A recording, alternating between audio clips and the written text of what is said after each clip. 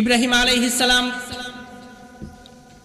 তিনি যখন মায়ের গর্ভে নমরুদ স্বপ্নে দেখলো, বাবেল নগরীর প্রতাপশালী বাদশা নমরুদ, সে স্বপ্নে দেখলো এমন একজনের জন্ম এই বাবেল নগরীতে হবে যে তার তখতে তাউসকে উলট পালট করে দিবে, তার রাজ সিংহাসনকে ধ্বংস করে দিবে। এটা দেখে এবার নমরুদ সারা রাজ্যে ঘোষণা করে দিল, যতগুলো পুত্র সন্তানের জন্ম হবে সবগুলারে জবাই করবা।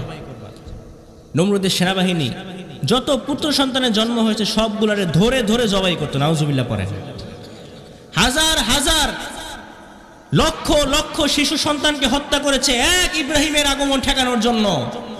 কিন্তু আল্লাহ পাক রব্বুল আলামিন ইব্রাহিম আলাইহিস সালামকে পৃথিবীতে পাঠিয়েছেন, নমরুদ টিকতে পারে না, এই কথা বলেন ঠিক কিনা? ইব্রাহিম আলাইহিস সালাম জন্মের পর থেকেই পরীক্ষা দিয়েছেন, তার পুরো জীবনটা ছিল পরীক্ষাময়। জন্মের পরে আমাদেরকে আমাদের মা বাবারা কোরআন শেখানোর জন্য, আল্লাহর শিক্ষা পাওয়ার জন্য আমাদেরকে কোথায় পাঠায়? মসজিদে পাঠায়, মাদ্রাসায় পাঠায়, মক্তবে পাঠায়, ঠিক কিনা? আমরা সেখান থেকে সবক পাই। এরপরে ওয়াজ মাহফিলে আমাদের বাবারা আমাদের হাত ধরে ধরে নিয়ে গিয়েছেন ছোটবেলায়, আমরা সেখানে আল্লাহর দ্বীনের সন্ধান পেয়েছি। কিন্তু ইব্রাহিম আলাইহিস সালাম এমন একটা জামানায় তিনি পৃথিবীতে এসেছিলেন, তাকে দ্বীনের দাওয়াত দেওয়ার মতো কেউ ছিল? ইব্রাহিম আলাইহিস সালাম নিজেই ছিলেন একটা উম্মাহ। তিনি নিজের বিবেক খাটিয়ে, আকল খাটিয়ে, জাস্টিফাই করে করে করে করে এরপরে তিনি আল্লাহর সন্ধান পেয়েছেন। পড়েন সুবহানাল্লাহ।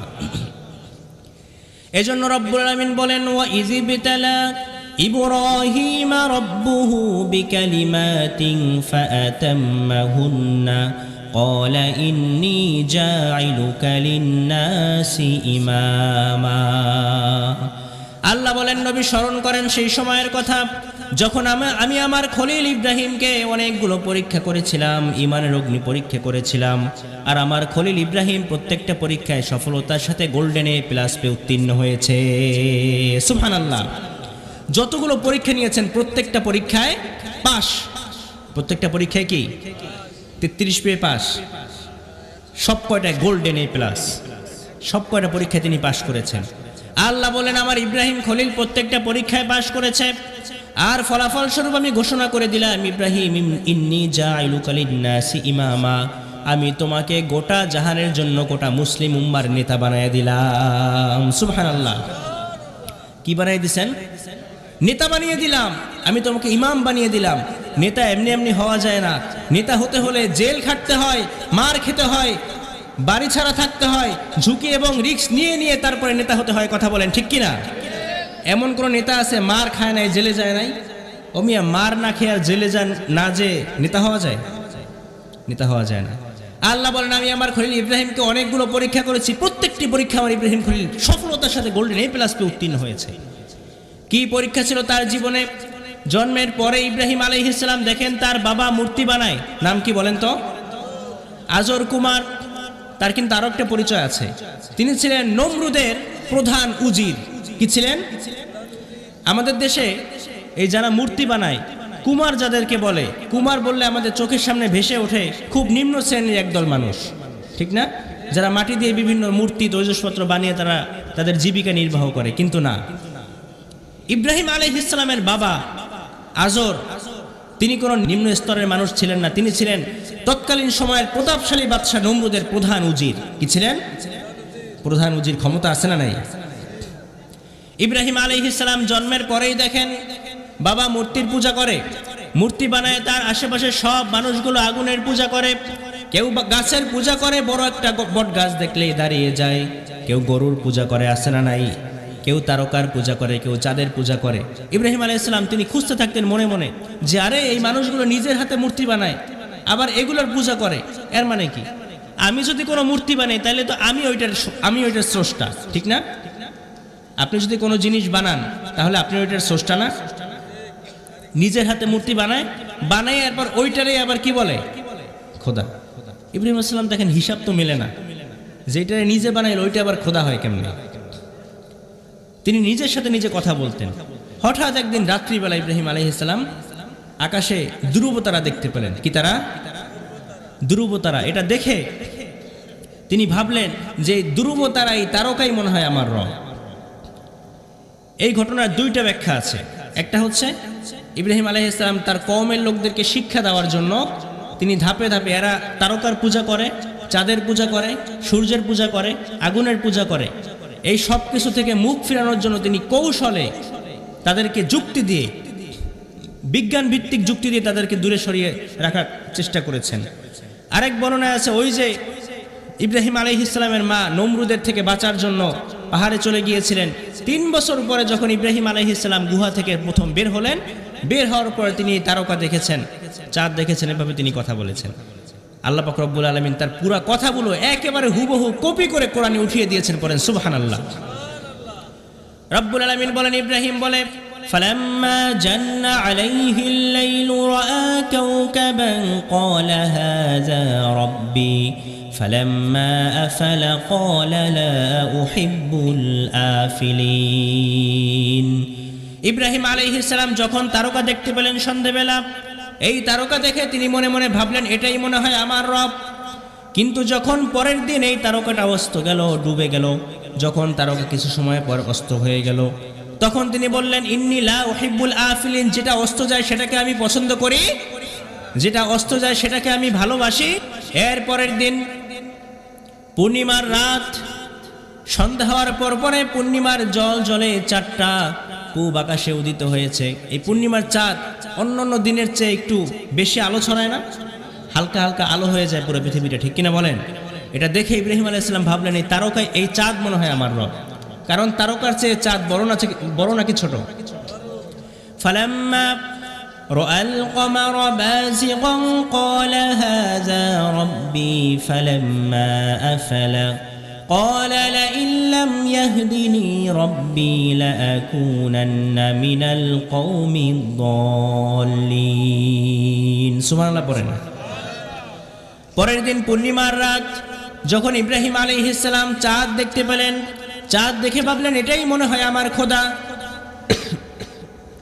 কিন্তু যখন সকালবেলায়, সকাল হওয়ার সাথে সাথে চাঁদটা আবার অস্ত গেল, তখন তিনি বললেন, যদি আমার রব আমাকে পথ না দেখায় তাহলে আমি তো গোমরাদের মধ্যে শামিল হয়ে যাব। সুবহানাল্লাহ পড়েন।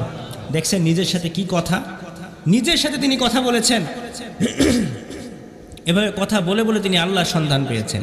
এর পরের দিন যখন তিনি দেখলেন দ্বিপ্রহরে জলে সূর্যটা পূব আকাশে উদিত হয়েছে, চাঁদের আলো এর চেয়ে সূর্যের আলো কম নাকি বেশি? সূর্য যখন ওঠে সারা পৃথিবী আলোকিত হয়ে যায়, ঠিক কিনা? পরের দিন যখন ইব্রাহিম আলাইহিস সালাম সূর্য দেখলেন, দ্বিপ্রহরের জলে সূর্যটা যখন সারা পৃথিবীটাকে গরম করে ফেলল, এটা দেখে তিনি ভাবলেন, এই সূর্য মনে হয় আমার রব। ফালাম্মা রাআ আশ-শামসা বাযিগাতান ক্বালা হাযা রাব্বি হাযা আকবার ফালাম্মা আফালাত ক্বালা ইয়া কওমি ইন্নী বারীউম মিম্মা তুশরিকুন। সুবহানাল্লাহ পড়েন। এরপরের দিন যখন ইব্রাহিম আলাইহিস সালাম দেখলেন সারা পৃথিবীটাকে গরম করে সূর্য উদিত হয়েছে, তখন তিনি বললেন, এই সূর্যই মনে হয় আমার রব। কিন্তু যখন সন্ধ্যাবেলা সূর্যটা পশ্চিম আকাশে অস্ত গেল, তখন তিনি বললেন, এই সূর্য এটা বড় হতে পারে, কিন্তু যেটা অস্ত যায় সেটা আমার রব হতে পারে। তিনি ভাবলেন, আমার রব তো আমার সামনে থাকবে। এবার তিনি বললেন, ইয়া কওমি ইন্নী বারীউম মিম্মা তুশরিকুন, ও আমার কওমের লোকেরা, তোমরা যে চাঁদের ইবাদত করো, তারকার ইবাদত করো, সূর্যের ইবাদত করো, আগুনের পূজা করো, এই সব কিছুর সাথে আমি পবিত্র, এগুলোর সাথে আমার কোনো সম্পর্ক। তিনি ঘোষণা করে দিলেন। এবার তিনি সিদ্ধান্তে আসলেন, এই চাঁদ আমার রব হতে পারে না, তারকা রব হতে পারে না, সূর্য আমার রব হতে পারে না। তিনি ঘোষণা দিলেন, ইন্নী ওয়াজ্জাহতু ওয়াজহিয়া লিল্লাযী ফাতারাস সামাওয়াতি ওয়াল আরদা হানিফাও ওয়া মা আনা মিনাল মুশরিকিন। পারেন না সবাই? কখন পড়েন এটা? নামাজের মধ্যে পড়েন। যখন আমরা নামাজে দাঁড়াই তখন সাক্ষ্য দিই, ইন্নী ওয়াজ্জাহতু ওয়াজহিয়া লিল্লাযী ফাতারাস সামাওয়াতি ওয়াল আরদা হানিফা, আমি মুখাফেক্ষি হলাম ওই রবের যিনি আসমান এবং জমিন সৃষ্টি করেছেন। ওমা আনা মিনাল মুশরিকিন, আমি কি না, আমি মুশরিক না। আমরা সাক্ষ্য দেই, আমরা দাঁড়িয়ে স্বীকারোক্তি করি যে আল্লাহ আমি মুশরিক না। ইব্রাহিম আলাইহিস সালাম ঘোষণা দিলেন, ওমা আনা মিনাল মুশরিকিন, আমি মুশরিক না। তিনি তার কওমের লোকদেরকে বললেন, মা হাযিহি তামাসিলুল্লাতী আনতুম লাহা আকিফুন। তিনি বললেন, ও আমার কওমের লোকেরা, তোমরা যেই যে মূর্তির সামনে দাঁড়িয়ে থাকো, হাত বেঁধে দাঁড়াও, প্রণাম করো, এই মূর্তির তো কোনো ক্ষমতা নাই, কেন দাঁড়িয়ে থাকো? তখন তার কওমের লোকেরা বলতো, ক্বালু ওয়াজাদনা আবাআনা লাহা আবিদিন। কওমের লোকেরা বলতো, কেন দাঁড়ায় এটা তো জানি না, তবে আমরা বাপ দাদা সূত্রে এগুলো পাইছি। আমার বাবা মূর্তির সামনে দাঁড়াইতো, দাদা দাঁড়াইতো, এজন্য আমরাও বাপ দাদা করছে, এজন্য আমরা করি। কি দুর্বল নরবরে যুক্তি! বাপ দাদা যেটা করেছে সেটা কখনো দলিল হতে পারে? আছে না আমাদের সমাজে, বাবায় করছে দাদায় করছে এজন্য আমরা করি, এরকম আছে না? এরকম অনেক কিছু না, বাপ দাদা এটা দলিল হতে পারে না। আমরা জানি যেটা কোরআন এবং সুন্নাহ আছে আমরা সেটা সেখানে আছে, ঠিক কিনা বলেন? ইব্রাহিম আলাইহিস সালামের কওমের লোকেরা বলল, ওয়াজাদনা আবাআনা লাহা আবিদিন, বাপ দাদার সূত্রে এগুলো পাইছি, বাপ দাদা করতো এজন্য আমরাও করি। তখন ইব্রাহিম আলাইহিস সালাম বলতেন, লাকাদ কুনতুম আনতুম ওয়া আবাউকুম ফি দালালিম মুবিন, তাহলে তোরাও গোল্লায়, তোদের বাপ দাদারাও। এরপরে মেলার সময় ঘনিয়ে আসলো, অনেক লম্বা ঘটনা, আমি সংক্ষেপে বলছি। ইব্রাহিম আলাইহিস সালামকে তার কওমের লোকেরা বলল, ইব্রাহিম চলো মেলায় যাই। ইব্রাহিম আলাইহিস সালাম বললেন, না। ফানাদরা নাজরাতান ফিন নুজুম, তিনি তারকার দিকে তাকালেন। ফাকালা ইন্নী সাকিম, এরপরে তিনি বললেন আমি অসুস্থ। মুফাসসিরিনে কেরাম বলেন তিনি এই কথা কেন বলেছেন? অসুস্থতা দুই ধরনের, একটা হচ্ছে শারীরিক আর একটা হচ্ছে মানসিক। তিনি শারীরিকভাবে অসুস্থ ছিলেন না, কিন্তু এই মূর্তি পূজার সমাজে এই মূর্তি পূজা দেখে তিনি মানসিকভাবে অসুস্থ ছিলেন। কারণ কোন জাতির মধ্যে মূর্তি পূজা চলবে, কোন নবী এটাকে সহ্য করতে পারেন না, কথা বলেন ঠিক কিনা? এবার সবাই বলল, ইব্রাহিম ঠিক আছে, তাইলে আমরা সবাই মেলায় যাই, আর তোমরা মূর্তির পাহারা দাও, তুমি মূর্তির পাহারা দাও, মন্দিরে গিয়ে পাহারা দাও। ইব্রাহিম আলাইহিস সালাম ঠিক আছে, জম্মের পাহারা দিন। ভালো একজন পাহারাদার পাইছে। কিসের পাহারাদার? মূর্তির পাহারাদার। নাম কি? ইব্রাহিম। সবাই গেছে এবার মেলায়। ইব্রাহিম আলাইহিস সালাম মূর্তির ঘরের মধ্যে ঢুকলেন। এই বড়টা বলছে যে আমি এই মন্দিরের মধ্যে সবচেয়ে বড় শক্তিশালী, কিন্তু ছোট যেগুলো আছে এগুলার খোদা মানতে চায় না, এগুলো বলে না আমাদের পাওয়ার বেশি। এবার একজন একজনের সাথে মায়ের শুরু করছে, বড়টা কুড়াল দিয়ে পিটে সবগুলারে ভাঙিয়ে ফেলাইছে। এবার ওই সমস্ত লোকেরা বলতেছে, ইব্রাহিম তুমি কি আমাদেরকে বলদ পেয়েছো, আমাদেরকে পাগল পেয়েছো ইব্রাহিম? এগুলো তো কথা বলতে পারে না, এগুলো খায় না, কথা বলে না, এগুলো কেউ কারো গায়ে হাত দিতে পারে না, তাহলে তুমি কিভাবে বললা যে এরা এক একজন মারামারি করছে? এবার ইব্রাহিম আলাইহিস সালাম সুযোগ পেয়েছেন। তিনি বললেন, তাহলে যারা খেতে পারে না, কথা বলতে পারে না, নিজের এই যে ভেঙে গিয়েছে, নিজেকে নিজে রক্ষা করতে পারে না, সে কিভাবে তোমাকে রক্ষা করবে? যে নিজে খেতে পারে না সে কিভাবে তোমার খাবারের ব্যবস্থা করবে? ঠিক কিনা বলেন? কথায় যুক্তি আছে না নাই? এবার ওরা সবাই ইব্রাহিমকে ধরে রশি দিয়ে পেঁচিয়ে নমরুদের কাছে নিয়ে গেল। তৎকালীন বাবেল নগরের প্রতাপশালী বাদশা নমরুদ, নাম শুনছেন না? নিজেকে খোদা দাবি করেছিল এই নমরুদের কাছে নিয়ে গেছে। নিয়ে যাওয়ার পরে এবার নমরুদ বলে, ও ইব্রাহিম কি ব্যাপার, তুমি নাকি বলো এই বাবেল নগরীতে আমি ছাড়া আরো খোদা আছে? ইব্রাহিম আলাইহিস সালাম বলেন, হ্যাঁ অবশ্যই খোদা আছে। নমরুদ বলে, তোমার রবের কি ক্ষমতা আছে? ইব্রাহিম আলাইহিস সালাম বললেন, রব্বি আল্লাযী ইউহয়ী ওয়া ইউমীত, আমার রব জীবন দান করেন, আমার রব মৃত্যু দান করেন। সুবহানাল্লাহ পড়েন। আমার রব জীবন দেন, আমার রব মৃত্যু দেন। নমরুদ বলল, ও জীবন মৃত্যু এটা তো আমিও দিতে পারি। ইব্রাহিম আলাইহিস সালাম বললেন, তাই নাকি? পারলে দেখান তো। নমরুদ জেলখানার থেকে ফাঁসির দুজন আসামি ধরে আনলো। ধরে আনার পরে একজনের বুকের মধ্যে ছুরি ঢুকিয়ে দিয়েছে, ধা করে ঢুকিয়ে দিয়া শেষ। ছটপট করতে করতে রক্ত বের হয়ে, ফিনকি দিয়ে রক্ত বের হয়ে ওইটা জায়গায় শেষ। নমরুদ বলে, এই দেখো ইব্রাহিম, ওরে আমি মৃত্যু দিলাম। আর একটার বুকের মধ্যে ছুরি ঢুকাতে যাবেন এই পর্যন্ত এনে এবার তিনি বন্ধ করে দিয়েছেন। বলতেছে, যা, তোরে আমি মৃত্যু দিলাম না, তোরে আমি জীবন দিলাম। যুক্তি আছে না নাই? আসলেই তো জীবন দিল, মৃত্যু দিল। হ্যাঁ, ইব্রাহিম আলাইহিস সালাম বললেন, ঠিক আছে নমরুদ, বুঝলাম, তুমি জীবন দাও, তুমি মৃত্যু দাও, তাহলে আমার রব প্রতিদিন সকালবেলা পূব আকাশ থেকে সূর্যটাকে উদিত করে পশ্চিম আকাশে অস্ত নেয়। ইব্রাহিম আলাইহিস সালাম দাঁড়িয়ে বললেন, ফাইন্নাল্লাহা ইয়াতি বিশ-শামসি মিনাল মাশরিকি ফাতি বিহা মিনাল মাগরিব ফাবুহিতাল্লাযী কাফার। সুবহানাল্লাহ পড়েন। ইব্রাহিম আলাইহিস সালাম বলেন, আমার রব প্রতিদিন সকালবেলা পূব আকাশ থেকে সূর্যটাকে উদিত করে পশ্চিম আকাশে অস্ত নেন, তাহলে তোমার যদি ক্ষমতা থাকে আগামীকালকে সূর্যটা পশ্চিম আকাশ থেকে উঠিয়ে পূব আকাশে অস্ত নাও। সুবহানাল্লাহ পড়েন। দেখছেন, এবার নমরুদের আর কোনো কথা আছে? কারণ এই ক্ষমতা কি ওর আছে?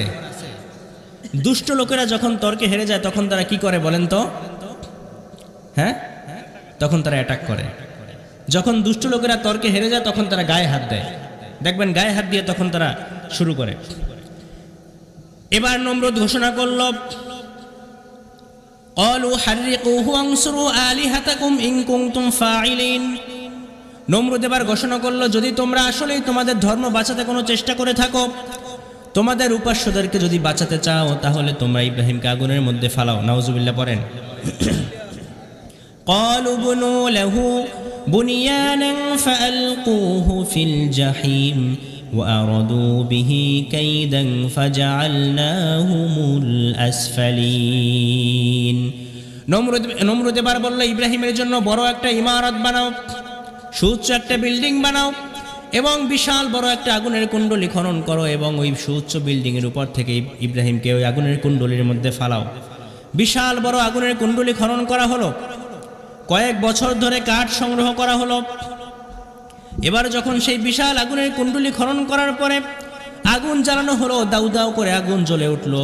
কয়েক কিলোমিটার উপর থেকে যদি পাখি উড়ে যায়, পাখিও সাথে সাথে পুরো ওই আগুনের মধ্যে পড়ে যায়, এত পাওয়ার আগুনের। বিশাল বড় ইমারত বানিয়ে এবার ইব্রাহিম আলাইহিস সালামকে আগুনের ফালানোর পায়তারা শুরু করলো কিভাবে করা যায়। তৎকালীন সময়ে একজন লোক ছিল, তার নাম সম্ভবত হাজান। ওই লোক বুদ্ধি দিল যে ইব্রাহিমকে এই আগুনে কিভাবে ফালাবেন, মানে এত আগুনের তেজ, এবার আগুনের ধারে কাছে আর কেউ যেতে পারে, কিভাবে ফালাবে। এই লোক বুদ্ধি দিল, এক কাজ করেন, মিনজানিক বানান। কি বানান? মিনজানিক দেখছেন?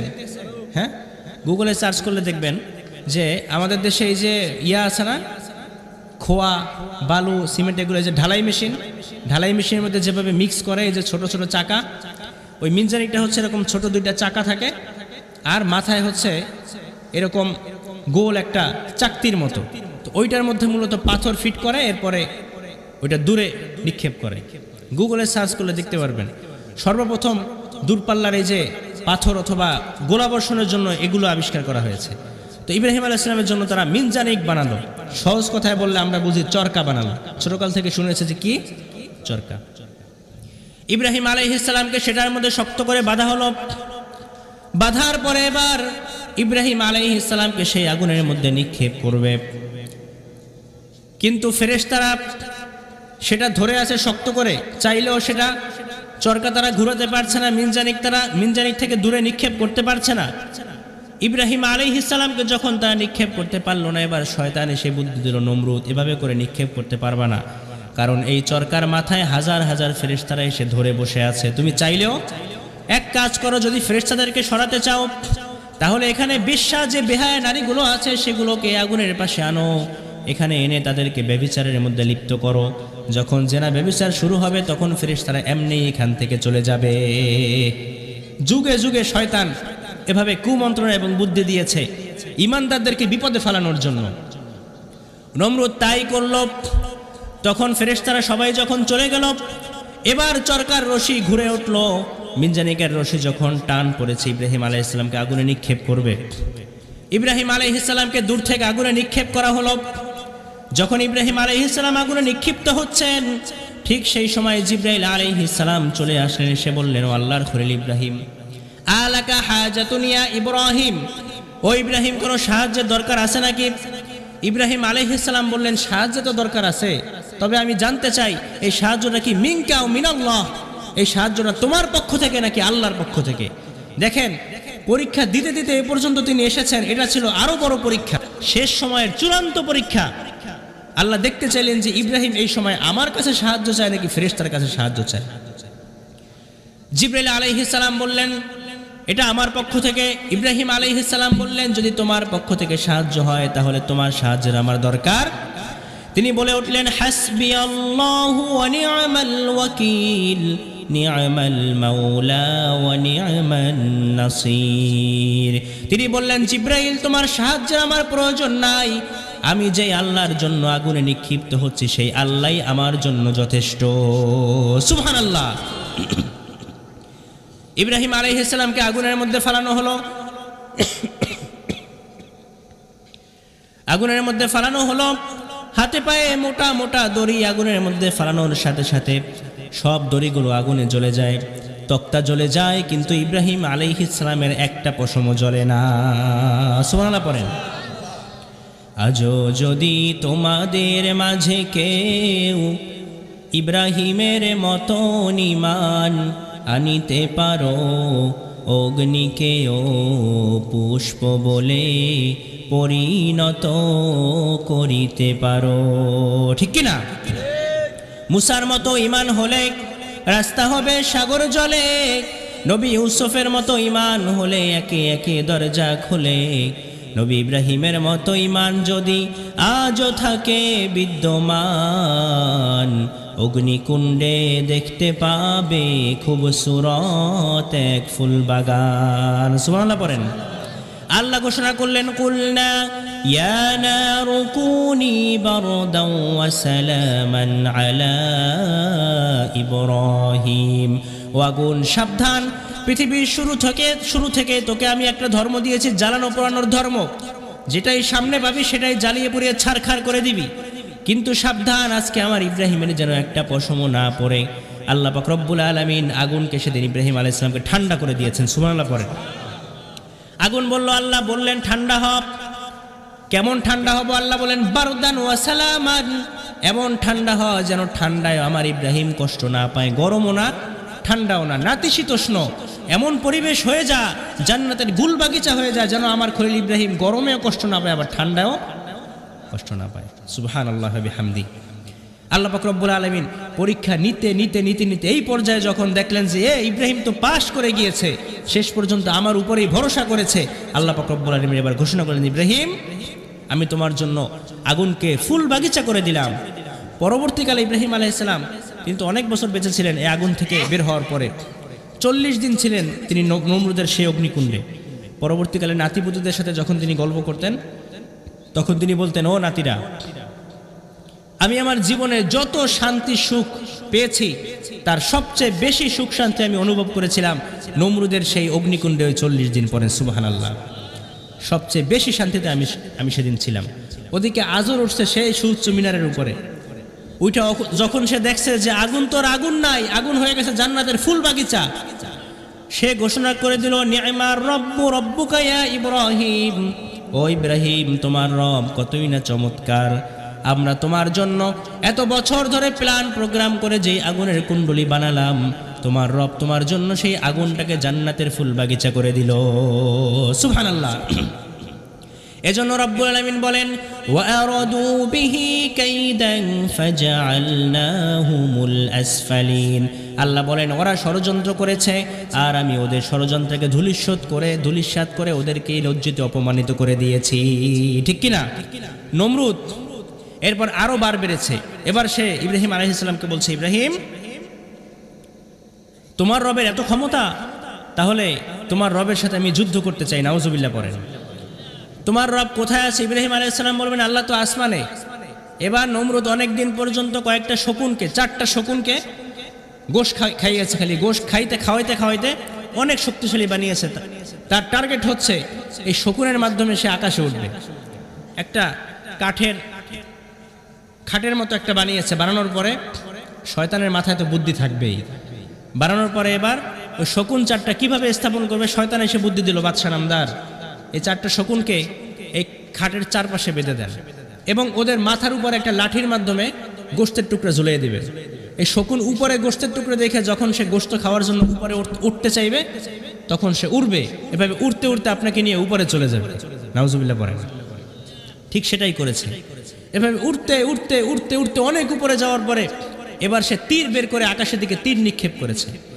আল্লাহ জিবরাইল আলাইহিস সালামকে ডেকে বললেন, জিবরাইল দেখ, এই নমরুদের এত ক্ষমতা সে দেখাতে চায়, সে আমাকে হত্যা করার জন্য আমার দিকে তীর নিক্ষেপ করেছে, আমি ওকে নিরাশ করব না। জিবরাইল এই তীরের মাথায় একটু মাছের রক্ত লাগিয়ে এই তীরটা আবার ওর দিকে পাঠিয়ে দে। সুবহানাল্লাহ পড়েন। আল্লাহ খেলতেছেন, আল্লাহ বলতেছেন, আয় নমরুদ খেলা হবে, দেখি কত দূর পর্যন্ত তুই খেলতে পারো। ঠিক কিনা বলেন? আল্লাহ পাক রব্বুল আলামিন তীরের মাথায় রক্ত লাগিয়ে ফিরিয়ে দিলেন। নমরুদ যখন সেই তীর দেখলো, চিৎকার করে উঠলো, বলেছে, এই দেখো ইব্রাহিম, আমি তোমার আকাশের রবকে হত্যা করেছি। বলেন নাউজুবিল্লাহ। আল্লাহকে হত্যা করা যায়? হুয়াল আউয়াল ওয়াল আখির ওয়াল যাহির ওয়াল বাতিন, তিনি অনন্ত, সূচনাহীন, অতীতকাল থেকে তিনি ছিলেন, আবার শেষহীন ভবিষ্যৎ পর্যন্ত তিনি থাকবেন, তার কোনো লয় নাই, ক্ষয়। কুল্লু মান আলাইহা ফান, এই পৃথিবীর সব কিছু ধ্বংস হয়ে যাবে। ওয়ায়াবকা ওয়াজহু রাব্বিকা যুল জালালি ওয়াল ইকরাম, শুধুমাত্র আমার রব, আপনার রব, তিনি জীবিত থাকবেন। ঠিক কিনা? এবার নমরুদ, ইব্রাহিম আলাইহিস সালাম বলল, নমরুদ তুমি কার সাথে খেলছো? আল্লাহকে তো হত্যা করা যায় না। আল্লাহ চাইলে তোমাকে শেষ করার জন্য বেশি কিছুর প্রয়োজন হবে না, সামান্য একটু পরিমাণ সেনাবাহিনী দিয়ে আল্লাহ যদি বলেন কুন ফায়াকুন, তাহলে তোমাকে শেষ করে দিতে পারেন। নমরুদ বলল, না, আমি তোমার আল্লাহর সাথে যুদ্ধ করব। তোমার আল্লাহ কি সেনাবাহিনী আছে পাঠাতে বলো, আল্লাহর সাথে যুদ্ধ করবে। নমরুদ বিশাল সেনাবাহিনী নিয়ে মাঠের মধ্যে হাজির হলো। ইব্রাহিম আলাইহিস সালাম ওপারে দাঁড়িয়ে আছেন একা। নমরুদ বলল, তোমার আল্লাহকে বলো সেনাবাহিনী পাঠাতে। অনেক সময় অপেক্ষা করতে করতে যখন দেখেন কোনো সেনাবাহিনী আসে না, এবার নমরুদ বলে, ইব্রাহিম তোমার আল্লাহ ভয় পাইছে, দেখো কোনো সেনাবাহিনী পাঠায় না। আমার এত বিশাল সেনাবাহিনী, এর মোকাবেলা করার মতো কোনো সেনাবাহিনী পৃথিবীর জমিনে নাই। কিন্তু আল্লাহর তো সেনাবাহিনী লাগে না, আল্লাহ চাইলে একটু বাতাস দিয়ে গোটা জাহানটাকে মিসমার করে দিতে পারেন। কথা বলেন ঠিক কিনা? অনেক সময় অপেক্ষা করার পরে আকাশের মধ্যে কালো মেঘের মতো দেখা যায়। এটা দেখে নমরুদ ভাবলো, ওই যে কালো মেঘ দেখা যায়, ওইটা আবার কি? মনে হয় যে ঘূর্ণিঝড় টুর্ণিঝড় এগুলো কিছু একটা হবে। কিন্তু কিছুক্ষণ পরে মশার গুনগুন গুনগুন গান শুরু হয়ে গেছে। হাজার হাজার লক্ষ লক্ষ মশা আল্লাহ পাঠিয়েছেন ওকে শেষ করার জন্য। আল্লাহ তার ক্ষমতা দেখালেন যে নমরুদ, তুই তো বিশাল সেনাবাহিনীর বহর নিয়ে এসেছিস, আর তোকে শেষ করতে আমার কিচ্ছু লাগবে না। আমার একমাত্র যেই মশাকে তোরা গায়ে লাগাস না, সেই মশা দিয়ে আমি তোকে শেষ করে দিতে পারি। মশা, মাছি, এগুলো হচ্ছে আমরা সবচেয়ে তুচ্ছ প্রাণী হিসেবে মনে করি। ঠিক কিনা বলেন? এজন্য রব্বুল আলামিন বলেন, আমি আল্লাহ কখনো মশা এবং মাছি এবং এমনকি মাছির যে পাখা আছে, এই পাখির তুলনা দিতেও আমি লজ্জা বোধ করি না। কারণ মশা, মাছি এগুলো আমার এক একটা সেনাবাহিনী। ঠিক কিনা? এবার মশাগুলো তো চলে আসছে, আসার পরে সেনাবাহিনীর সবাই তো দিকবিদিক হয়ে গিয়েছে। ল্যাংরা একটা মশা, দেখেন আল্লাহ কোন জায়গায় অপমানিত করেছেন। ল্যাংরা মশা নাকের মধ্যে দিয়ে ঢুকে গিয়েছে মস্তিষ্কে। ভালো মশাও ঢোকে নাই। কি মশা? ল্যাংরা মশা মস্তিষ্কের মধ্যে ঢুকে গিয়েছে। ঢুকে এবার মস্তিষ্কে কুটকুট করে কামড় মারে। অমিয়া, শীতকালে আপনি মশারিটা নিয়ে ঘুমাইছেন, মশারিটা নিয়ে ঘুমিয়েছেন, এবার মশারির বাহিরে মশা গুনগুন করে গান শোনায়, কানের পাশে বন বন বন বন আসে না নাই? কেমন লাগে তখন? হ্যাঁ, রেগে বেগে থাপ্পড় একটা মারছেন, কিন্তু মশার গায়ে তো লাগে না, হাতে ব্যথা পেয়েছেন, মশা উড়ল দিছে। ঠিক কিনা বলেন? এই মশার কাছে আমরা সবাই অসহায়। কত কোটি কোটি টাকা খরচ করে সরকারি মশা শেষ করার জন্য, কত মেডিসিন মারে, কিন্তু মশা শেষ করা যায়? এই মশা আল্লাহর সৈনিক। নাকের মধ্য দিয়ে মশা মস্তিষ্কে ঢুকেছে, এবার কুটকুট করে কামড় মারে। নমরুদ চিৎকার করে উঠে, মারে বাবারে। কোনোভাবেই কোনো দাওয়া, কোনো ওষুধ, কবিরাজ, ডাক্তার, কোনোভাবেই এটা কমে না। মশা তো কামড় মারে। এই মশা ঢুকেছে কার আদেশে? বের হতে হলে বেরো হবে কার আদেশে? আল্লাহর আদেশ ছাড়া বের হওয়া যাবে? এবারও দেখে এভাবে যদি মাথার মধ্যে একটু বাড়ি লাগে তাহলে একটু শান্তি লাগে, মশাটা একটু চুপ করে থাকে। বাড়ি মারতে মারতে হাত ব্যথা হয়ে গেছে, কিন্তু শান্তি মশার বের হয় না।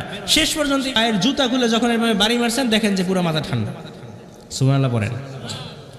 জুতা খুলে যখন বাড়ি মারছেন তখন মাথা ঠান্ডা। জুতা কি দামি জিনিস নাকি নিকৃষ্ট জিনিস? আমাদের দেশে যখন কাউকে আমরা বেশি রেগে মেগে কোনো কথা বলি, তখন বলে বেটা তোরে জুতা দিয়ে বাইরে মু। ঠিক কিনা বলেন? এবার জুতা দিয়ে বাড়ি শুরু করেছে। যখন জুতা দিয়ে বাড়ি মারে তখন একটু ভালো লাগে। এবার নমরুদ সেনাবাহিনীদেরকে বলল, ও সেনাবাহিনী দাঁড়া, লাইন ধর, আজকে থেকে আর কোনো যুদ্ধ করা লাগবে না, কোনো কাজ নাই তোদের। লাইনে এক একজন করে আসবি, আর এক একজন আমার মাথার মধ্যে জুতা দিয়ে বাড়ি মারবি। আমাদের সময় আমরা পরে রেক্সিনের জুতা, চামড়ার জুতা, কিন্তু তখনকার ছিল কাঠের জুতা, খরমের জুতা। কিসের জুতা? কাঠের জুতা, খরমের জুতা তখনকার সময় ছিল। ওই কাঠের জুতা দিয়ে বাড়ি মারতে মারতে মারতে মারতে সেনাবাহিনীর বলে, নমরুদ দা তোরে এবার পাইছি, আজীবন আমাকে জ্বালাইছিস, এবার পাইছি। ইচ্ছা মতো গায়ের জোরে বাড়ি মেরেছে, বাড়ির চোটে ওর মাথাটা দুই ভাগ হয়ে গিয়েছে। আল্লাহর সৈনিক মশা মাথার মধ্য থেকে বের হয়ে শূন্যে উড়াল দিয়েছে। বলেন সুবহানাল্লাহ। নমরুদের খেলা শেষ। পৃথিবীতে কেউ তো স্থায়ী হয় না, হোক না সে ফেরাউন কিবা নমরুদ। কেউ ভবে চিরদিন রয় না, কেউ ভবে চিরকাল রয় না। ঠিক কিনা? নমরুদের খেলা শেষ। ইব্রাহিম আলাইহিস সালামকে আল্লাহ নমরুদ থেকে বাঁচিয়ে দিলেন। এভাবে ইব্রাহিম আলাইহিস সালাম যতগুলো পরীক্ষা তিনি নিজের জীবনে দিয়েছেন, বলেছিলাম 10টা সবচেয়ে কঠিন পরীক্ষা, এই 10টার মধ্যে এই অগ্নি পরীক্ষা, আগুনে ফেলানো, এটা ছিল সবচেয়ে বড় পরীক্ষা। আর এই পরীক্ষা ইব্রাহিম আলাইহিস সালাম কি পাস? আছেন আপনারা? কষ্ট হচ্ছে? ঘুম আসতেছে? তাকবীর পড়েন তো, লিল্লাহি তাকবীর। এজন্য রব্বুল আলামিন বলেন, আমি আমার খলিল ইব্রাহিমকে অনেকগুলো পরীক্ষা করেছি এবং প্রত্যেকটি পরীক্ষা আমার খলিল ইব্রাহিম সফলতার সাথে গোল্ডেন A+ উত্তীর্ণ হয়েছে। ফলাফল স্বরূপ আমি ঘোষণা করে দিলাম, ইব্রাহিম তোমাকে আমি গোটা বিশ্বের মানুষের নেতা বানায়া দিলাম। সুবহানাল্লাহ। আবার আল্লাহ ঘোষণা করেছেন, মিল্লাতা আবিকুম ইব্রাহিম হুয়া সাম্মাকুমুল, তোমাদের জাতির পিতাকে, আমাদের জাতির পিতাকে, মিল্লাতা আবিকুম ইব্রাহিম, তোমাদের জাতির পিতা ইব্রাহিম, তিনি তোমাদেরকে মুসলমান নামে অভিহিত করেছেন। পড়েন সুবহানাল্লাহ।